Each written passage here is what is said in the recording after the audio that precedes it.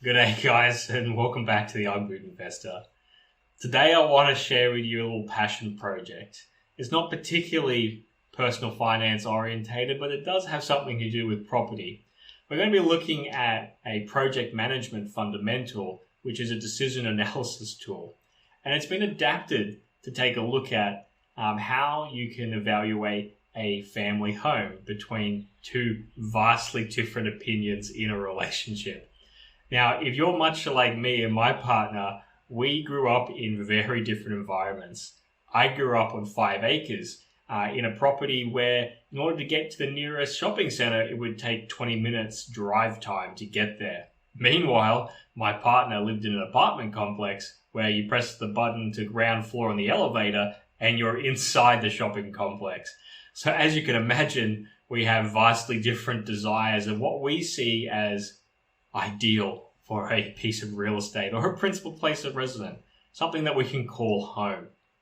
What it's led to is those unique situations, as we love to talk about property, where the discussions amp up a little bit into, let's say, heated discussions. But it left us wondering, is there a way to quantify the way that we feel about individual properties as we go around and search for them? Yeah, right now we're actually looking for a place to call home. And I mentioned that I could probably quantify the way that we felt emotionally about individual properties because the conversations were kind of going round in circles.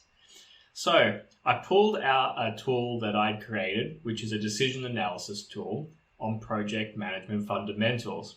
And the way that it works is that the first things that you need to do is you need to understand as a couple what your needs are. And both needs are going to be different. So for example, a very important need for my partner is a level of suburb safety that I don't have. She needs to feel safe in the suburb that she's living in, and I completely understand and appreciate that. What that means though is that any house that does not meet that minimum suburb safety need that she has does not get included in the decision analysis tool. Inversely, a need that I might have, for example, is to have a bathtub. I love having a bath, sitting down and relaxing in an evening, and it's not something that she particularly enjoys, and that's okay. What we're saying here is that together you need to sit down as a couple, work out what your needs are at a minimum level, and then from there, no property is included that does not meet your minimum need criteria across both parties. Now that we've established the needs component, and there will be a vast amount of needs between each people, and they will be different, you need to look at the wants, because this is how you quantify your emotions. So let's jump into the spreadsheet so you can take a look at how this works. So I've already set this spreadsheet up for myself and my partner, and we'll run through some examples later on so you can see how it actually works. But I wanted to show you how it looks. As you can see here, there's a wants column. And in the wants column is an extensive list of everything that we could think of that people might be looking to value when it comes to purchasing a home. So, for example, I've sorted this alphabetically. You might value access to major roads or public transport. You might value different bedrooms. You might value the cash down required to purchase the property or the closeness to family friends. And there's a series of other values that you can see here. The next thing that you need to do in this spreadsheet is you need to weight the importance of those wants. Remembering, of course, that no property gets to this stage until it's met the minimum musts criteria. So if you had a must criteria of suburb safety, which we were talking about before, and it's down here in the wants, you have to now think of this as how important is suburb safety now that you've got your minimum requirement. It may not be a 10. Because you've already hit your minimum requirement of your need, the increase in suburb safety may not be that important to you. It might be out of 10, a 3 or a 4. So I'll just put 4 down here as an example. High ceilings. How important is the ceiling height to you? And so you would weight it. And so you go along and you weight all of these things and you come up with a number. Okay, so I've just quickly filled in some random numbers in the importance column so that you can follow along with the next steps. The next thing that you need to do is that when you go visit a property and it passes all of your must criteria as a couple, you have to start weighting each of those particular items. So let's just go through a couple of lines so that you can see how it works. Access to major roads. If the property, for example, was right next to a major road, that would be a 10. It doesn't get any closer or any better to the value of access to major roads. If the property, for the next example, was access to public transport and there's a bus stop right outside, that would be a 10. However, if the bus stop was 5 kilometers away, there was no physical way that you could get there without driving, that would be a 1. Because there is no value in actually having the bus stop that far away. And you would go down and you would start to just fill these out. So I'm just going to put a couple of random numbers in here just to kind of show you how it works. What happens next in the spreadsheet is it multiplies this number by this importance value, this number by this importance value, and so on and so forth. You would get a total number or a score down the bottom. And once you have a number of real estate here pushed through for your decision analysis, it would spit out a result. The highest scoring property is the property that you value the most based on all of the criteria set in the spreadsheet. Now, does it mean it's the best property for you? No, it does not. There is some level of subjectivity that happens in this spreadsheet. However, it gives you an indication to start to narrow things down.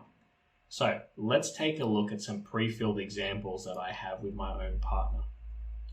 And we value things very differently. So in this particular spreadsheet, I have sorted out everything on importance from value 10 down to 1 for me. And I just want to run through some of the logic behind this. For me personally, I want to make sure that the master room, the room that I'm going to be sleeping in, it's the best room that it could possibly be, because I'm going to be spending a lot of time there. The same with the ensuite. I also value quite highly the cash required to either put down as a deposit or a renovation in order to make this deal a reality. All of the main areas that I'm spending in, to me, is something that I value quite highly. Inversely, the rooms that I will be spending very little time in, as you can see here, are something that I don't value much at all. Yeah, it doesn't matter to me that a house has 4, 5, or 6 bedrooms because I'm only going to be in the master room with my partner. That's where my value lies. So, once you've created these values, you start to put numbers in for properties. Now, these are 3 real properties that we have physically seen, we've been into, we understand the location, and then we've gone through and we've rated them. As best as you possibly can, you want the numbers to be objective. A good example would be closeness to family.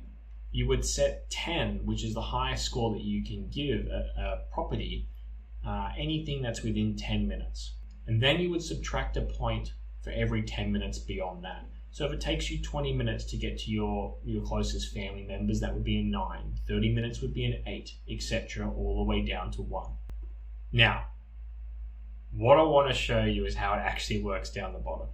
As you can see, it's already pre-populated. And these are real examples that we've really evaluated. What you can see here is that of these 3 properties, property 2 has a score of 809, property 3 is 789, and property 4 came out to be 704. The important steps of what happens now. Because you can have different weightings of importance or value, the criteria takes a %, and so that normalizes the scores that I would have versus what your partner will have, or my partner in this particular example. So for normalization, or as a percentage, out of the top score that you could possibly have, property 2 has a score of 49.94%. of the best score. So that would be 10 in every category. Property 3 is 48.7%, and property 4 is 43.4%. The way that it works at this stage is the highest scoring result. In order to take into consideration subjectivity of your emotions, you need to take a 10% leeway around that. So you don't just take the high scoring property and say, this is the property for me. What you do is you go, okay, the top score that I have here is say 50%, 49.9 is pretty close to 50. And then 10% of that is a 5% buffer. So you take 5% below. Anything that falls within that 10% category or the 5% difference would be considered as something of equal value. So here, property 2 and 3 fall between 45 and 50%. That's the 10% of the highest value. They would be considered of equal value. But property 4 falls outside that. So even from a subjective level, it's so far below the value that I place on property that I don't want to consider it moving forward. So that's how it works. The next thing that it does is it takes into consideration the same thing for your partner and scores it. And I want to quickly show you what she scored, the same 3 properties. If we go down and take a look at the same 3 properties, she has rated property 2 at 49.63% and property 3 at 55.25% and property 4 at 49.81%.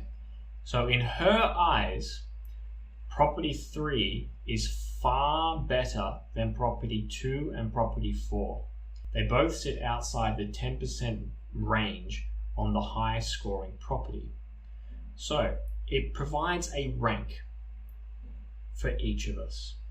As you can see here, it has a rank for me and a rank for her. Property 3 is her highest scoring rank. Property 2 was my highest scoring rank. Now what it does is it adds the 2 percentages together and divides them by 2. That creates a normalized value over how we both perceive the property to be against our own importance factors. And now what you can see is that property 3 at 51.98% and property 2 at 49.78% are pretty close. But there's still a fairly good standout, which is property 3. This is just a tool to help alleviate some of those heated discussions at the dinner table when you're on your journey to find your own home. We're going to be using this tool ourselves to help narrow down some of the harder decisions that there are when deciding what property we should be living in as a home for the future. It doesn't mean that the highest scoring number is the one that we're going to end up with. We're just using it as a guide to narrow down some of those difficult decisions. I'm going to make this available, or as always, with a link in the description below. Have a crack at it, see if it provides any value for you and your partners. I really appreciate that you've watched this video through to the end and taken the time to have a look at some of the passion projects that we have when it comes to deciding our own family home. We wanted to share this with you so that you can use this tool as well. Don't forget to hit that like and subscribe button, and we'll see you on the next video. Thank you.